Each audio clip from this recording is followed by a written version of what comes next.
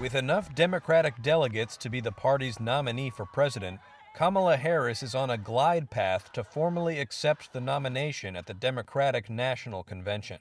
All eyes are now on Chicago, where the nominating event begins August 19th. It looks to me actually like the process is already over. And political science professor John Mark Hansen of the University of Chicago said it is highly unlikely anyone but Harris will be the nominee. She's already locked it up because everybody who might have been a formidable challenger to her has now endorsed her. So it's hard to see that there's anyone who would really contest it, and hard to see that anyone would really want to wade into it and just create all kinds of problems for the party.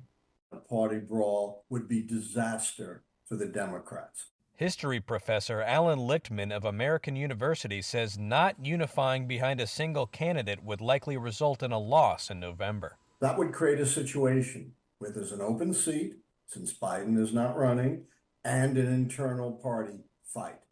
Under those conditions, since 1900, the White House party has never, I repeat, never been reelected. In effect, that would recreate exactly the same conditions under which Donald Trump was elected in the first place. The timing is very tight. Dr. Mina Bose, the executive dean for public policy at Hofstra University, says there simply isn't enough time for Democrats to entertain another option. Vice President Harris, I think, has having served in office, having run a presidential campaign before, is well positioned to pivot and to mount in this limited time. It's really probably the Democrat with the only Democrat with the visibility to mount a strong campaign in this time, less than 4 months before Election Day. The ball is rolling. Reuters White House correspondent Jeff Mason says delegates could still technically shift their support to another candidate, but nobody else is stepping up.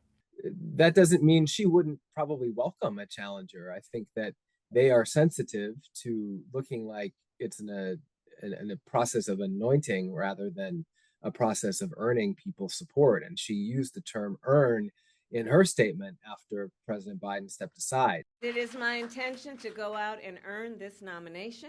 There aren't challengers coming forward to go against Kamala Harris, in part because they just want to have a name, have somebody at the top. She's the natural successor to Joe Biden, and get moving and start working on that race against Donald Trump.